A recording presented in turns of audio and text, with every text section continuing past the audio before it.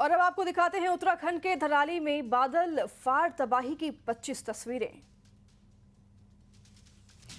धराली में सीएम धामी ने आपदाग्रस्त इलाके पर पहुंचकर जायजा लिया। सीएम धामी ने राहत बचाव कार्यों की जानकारी ली। धामी सरकार ने राहत बचाव के लिए 20 करोड़ रुपए जारी किए हैं। मुख्यमंत्री धामी ने धराली में आपदाग्रस्त इलाकों का हवाई निरीक्षण किया और अफसरों से राहत बचाव कार्यों की जानकारी ली। सीएम ने सभी एजेंसियों को राहत बचाव कार्यों में तेजी लाने के निर्देश दिए।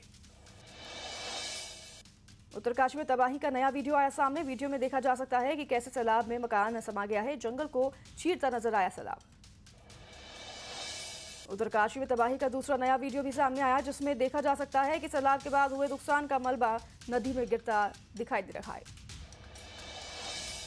धराली आपदा में आर्मी के 9 जवान अभी भी लापता हैं, जबकि 2 जवान को सुरक्षित बचा लिया गया है।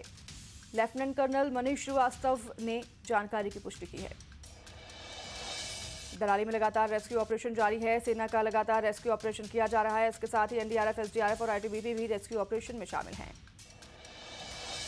उत्तरकाशी में भटवाड़ी में 2 जगह सड़क ध्वस्त हो गई है। भटवाड़ी से पहले 100 मीटर सड़क पूरी तरह से धंस गई है। उसके साथ ही भटवाड़ी के बाद 300 मीटर हिस्सा भी ध्वस्त हुआ है। तो वहीं लीमचा में 20 मीटर स्पान का भी पुल ध्वस्त हो गया है।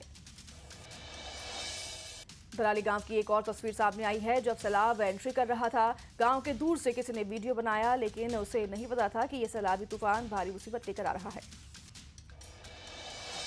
उत्तरकाशी में गंगोत्री हाईवे पर कई जगह दरारें आ गई हैं। इसके साथ ही 2 जगहों पर सड़कें पूरी तरह से बह गई है, जिसके बाद इस रूट पर गाड़ियों को आवाजाही के लिए पूरी तरह से बंद कर दिया गया है।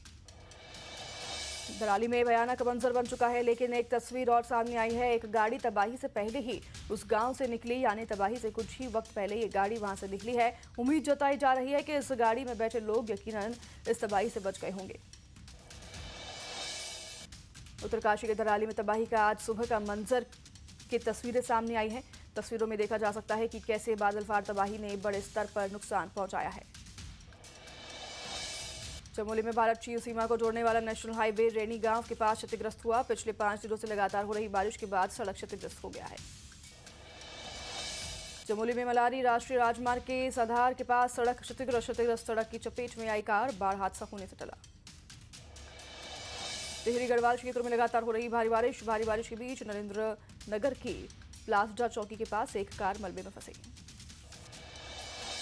उत्तरकाशी के धराली में तबाही के बाद की तस्वीर देखिए। चारों तरफ मलबा, गाद और पत्थरों के टुकड़ों में सब कुछ दब कर रह गया। तस्वीर इतनी भयावह है, जहां कुछ वक्त पहले लोगों के घर, मकान, होटल थे, अब वहां सिर्फ नदी के बाद आई गाद और मलबा ही बचा है। कुछ घरों के सिर्फ अवशेष बचे हैं, जिन्हें देखकर यकीन करना मुश्किल है कि यहाँ लोगों के घर होंगे। हिमाचल प्रदेश के किन्नौर में बादल फटने से हादसा हुआ। किन्नौर में यात्रा मार्ग का हिस्सा बह गया।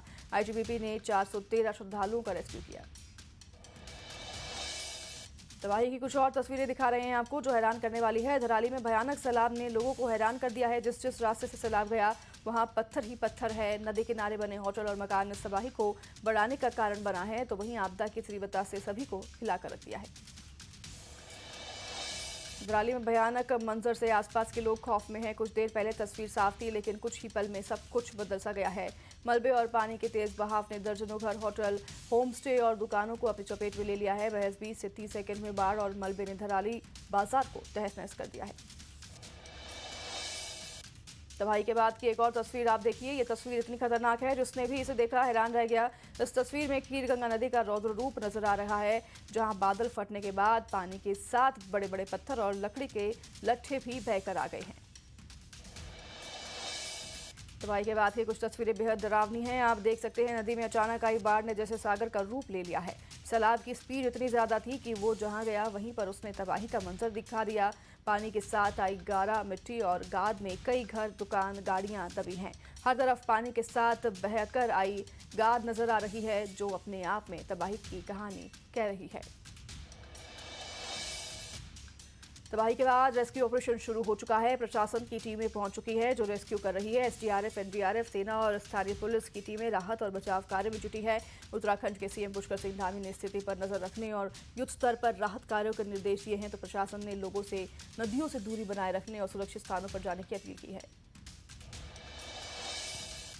धराली की यह तस्वीर सबसे ज्यादा खौफनाक है, जहां बादल फटने के बाद आई तबाही ने लोगों को घरों को ताश के पत्तों की तरह गिरा हुआ देखा। देखिए कैसे नदी ने रौद्र रूप धारण कर लिया और लाखों टन पानी घरों से टकराने के बाद उन्हें ध्वस्त करने लगा। हादसे की इस तस्वीर में कई लोग अपने घरों से बाहर भागते नजर आ रहे हैं, तो लोगों ने सुरक्षित जगह पर जाने की कोशिश भी की, लेकिन उससे पहले ही सैलाब उन लोगों को बहा ले गया। पहाड़ पर तबाही ने जहां खौफनाक मंजर पेश किया, तो वहीं एक राहत भरी तस्वीर भी सामने आई है। मलबे के बीच एक युवक के निकलने का वीडियो सामने आया है। सैलाब में फंसा युवक मलबे से बाहर निकलने की कोशिश करता दिख रहा है। मलबा इतना ज़्यादा है कि उसे बाहर आने में काफ़ी दिक्कतें आ रही हैं और जैसे जैसे वो मलबे से बाहर निकलने की कोशिश कर रहा है, तस्वीरें आप देख सकते हैं।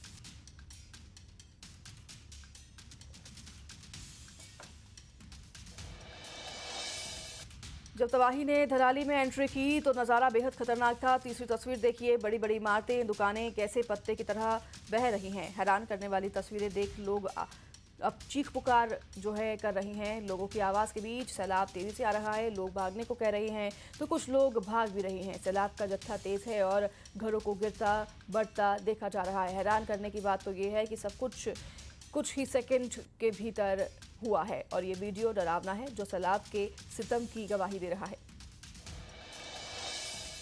बिल्डिंग के गिरने की तस्वीरें हम आपको दिखा रहे हैं। मंजर भयानक है, तबाही जोरदार है। एक सैलाब आया और कई घरों को अपनी आगोश में ले लिया। ये वीडियो बताता है कैसे घर पानी में समा गए। देखते ही देखते बिल्डिंग तेजी से गिर रही हैं। एक दो नहीं बल्कि कई इमारतें धीरे धीरे गिर जाती हैं। सैलाब से मचे इस तबाही के मंजर में सब कुछ कैसे खत्म हो जाता है, ये इस वीडियो में साफ दिख रहा है।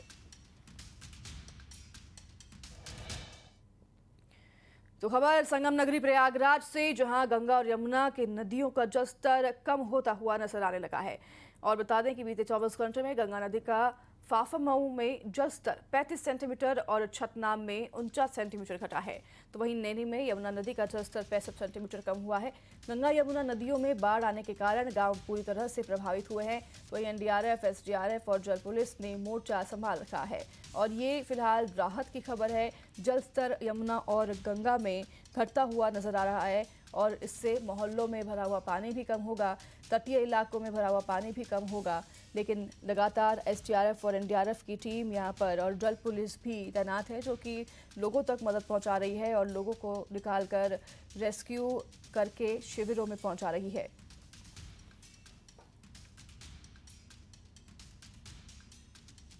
संगम नगरी प्रयागराज में गंगा और यमुना दोनों नदियां अपने रौद्र रूप में नजर आ रही हैं। बाढ़ का पानी आप देख सकते हैं कि तमाम निचले इलाकों में भरा हुआ है और 108 ऐसे स्थान जिले में हैं जिनमें शहरी मोहल्ले और गांव शामिल हैं। वहां पर बाढ़ का पानी पहुंच गया है और इस वक्त हम मौजूद हैं एनडीआरएफ की बोट के साथ। आप देख सकते हैं ये छोटा बखाड़ा का इलाका है। दो मंजिल तक यहाँ पर करीब मकान डूब गए हैं। तमाम लोग अपने घरों की पहली मंजिल पर शरण लिए हुए हैं। ये वो इलाका है जहाँ बड़ी संख्या में प्रतियोगी छात्र भी रहते हैं। आज के समय की अगर बात करें तो प्रयागराज जिले में 5 लाख से ज़्यादा की आबादी जो है वो बाढ़ की चपेट में है और इन घरों में तमाम लोग अभी भी मौजूद हैं, क्योंकि लोगों को इस बात का डर रहता है कि वो यहाँ से अगर घर छोड़ कर गए तो उनके सामानों की चोरी हो सकती है। एनडीआरएफ की टीम, एसडीआरएफ की टीम, जल पुलिस ने अब तक हजारों लोगों को रेस्क्यू किया है, सुरक्षित उन्हें बाहर निकाला है। तमाम लोग बाढ़ राहत शिविरों में गए हैं। दावा ये प्रशासन की ओर से किया जा रहा है कि अब तक जो 18 बाढ़ राहत शिविर संचालित किए जा रहे हैं, उन राहत शिविरों में 7,000 से ज़्यादा लोग पहुंच चुके हैं।